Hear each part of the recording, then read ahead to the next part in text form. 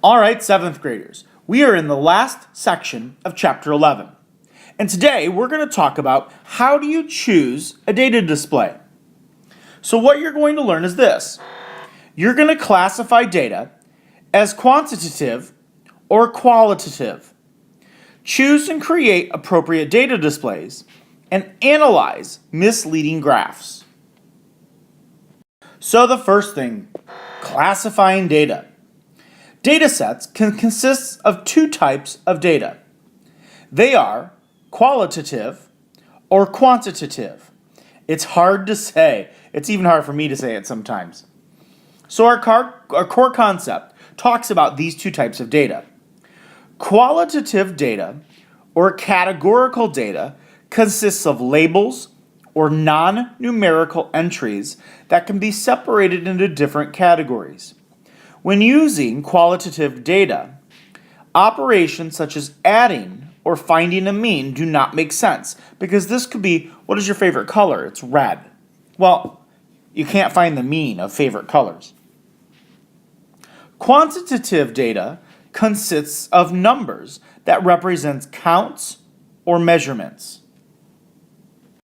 Something to make note of, however, is just talking about quantitative data.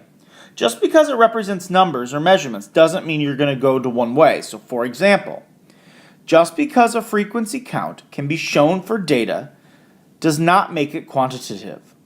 A frequency count can be shown for both qualitative and quantitative data.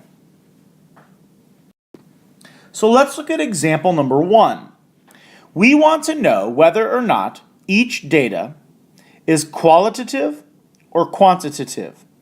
So let's look at A. A, prices of used cars at a dealership. Well, since prices of cars are numerical values, the data would be quantitative. Now the second one says jersey numbers on a basketball team. Well, we're talking about jersey numbers on a basketball team. However, they are numerical, so this is a hard thing to realize. Just because they're numerical does not mean they're quantitative. Jersey numbers are numerical, but they are labels. It does not make sense to compare them. Why would we compare the jersey numbers of something? We're only looking at them as labels. So we cannot measure them. So the data are qualitative.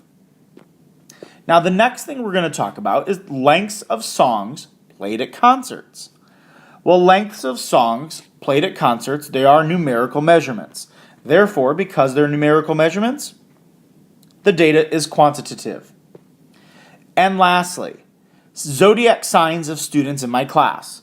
Well, if I would ask you each of your zodiac signs, those are non-numerical entries. That's like Virgo, Sagittarius, and so on.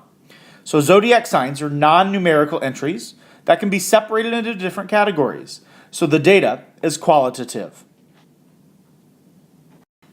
Now, in addition, qualitative and quantitative data can be collected from the same data source, as shown below. You can use these types of data together to obtain a more accurate description of a population. So for example, data source is a student. If I ask, how much do you earn per hour at your job? Quantitative data could say $10.50. A house could have 2,500 square feet of living space. That's quantitative data. But then, from the same thing about talking about your job, I could ask, what is your occupation? A painter. In what city is the house located? Chicago. These answers are qualitative data. However, based on the same type of information, we can gather both sets of data. So the next thing we're going to talk about is choosing and creating appropriate data displays. So if you look back at page 180 or 584, and actually let me put it up on the screen here. Here are all of the examples that you can actually take data and put it into the display. You can look over this. You've done all of this stuff before. This is just review of all of the different ways that you can actually show data. So in example number 2, we're going to choose and create a display based on the data we're given. So the directions state Analyze the data and then create a graph that best represents the data. Explain your reasoning. So here's a survey that asks people on eye color. So you look here, number of students that were surveyed, and here are the colors representative of their eyes. Now let me make note of something, that the display that you're going to be making is entirely up to you. Now some things would not apply to this. For example, a line graph. A line graph shows change over time. Well, we're not talking about time here. But the graph that I'm going to choose to use to represent this data is only one way to show data in a display.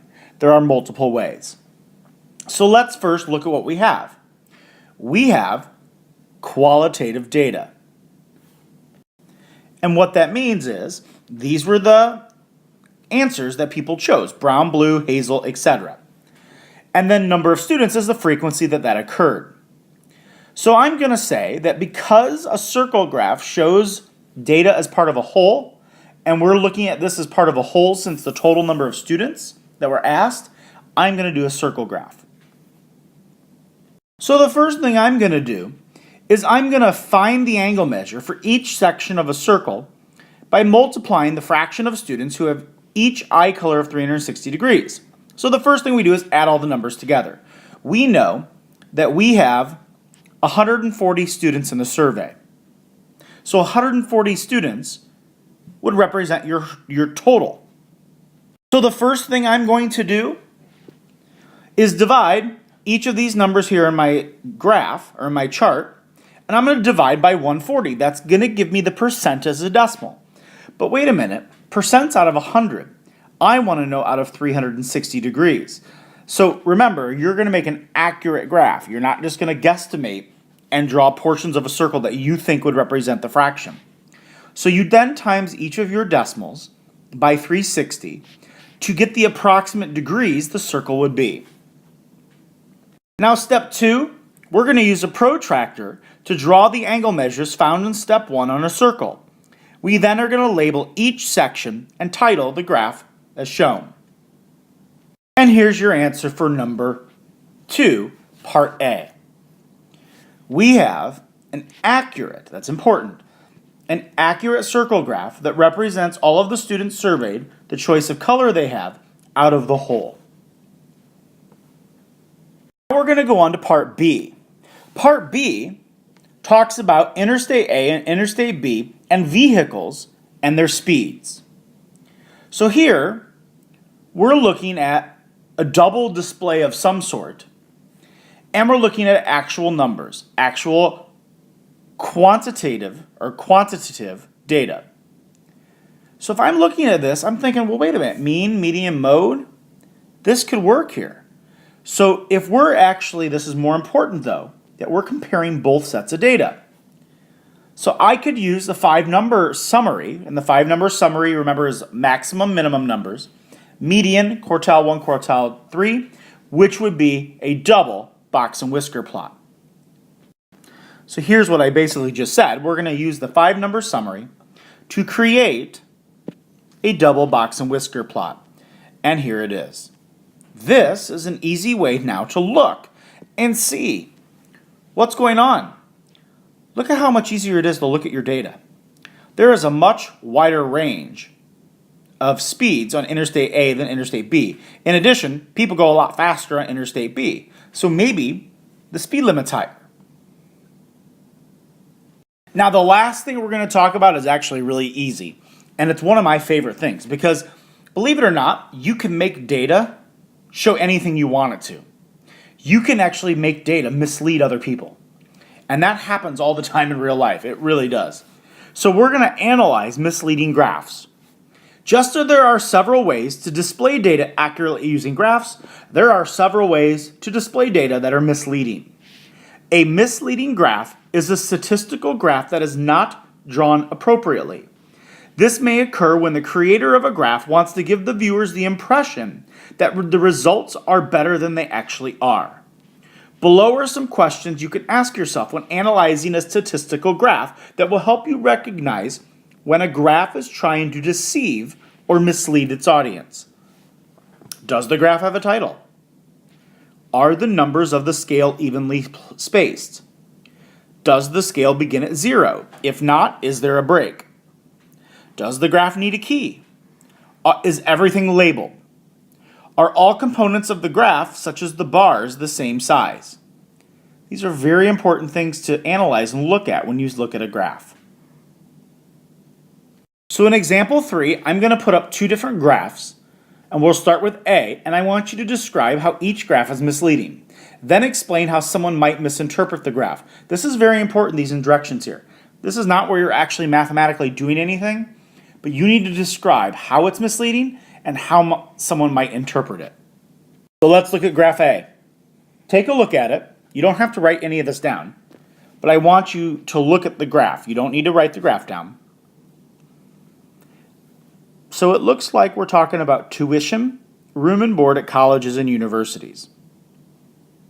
Now the data itself might be correct, but the way they actually present it to you could be quite misleading. Do you notice anything about this?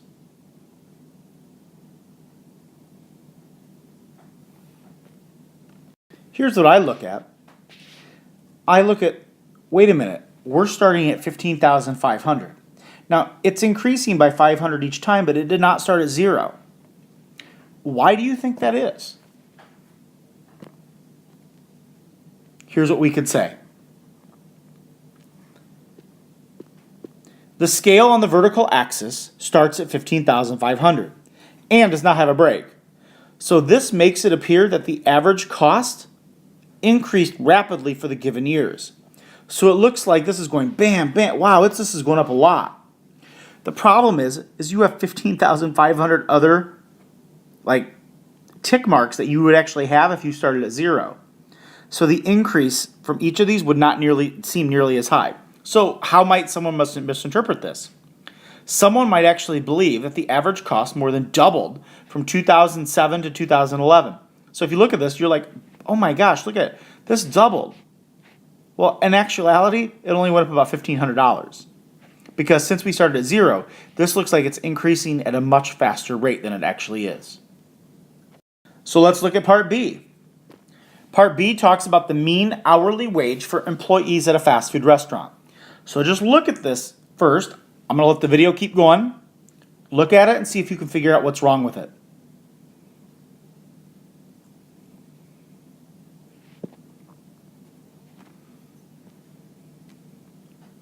Now, if you're looking at this, it does start at 0, and there is a break, but you'll notice the increments do not go up the same amount. It starts going up by 2 cents every time, but then it starts going up by 1.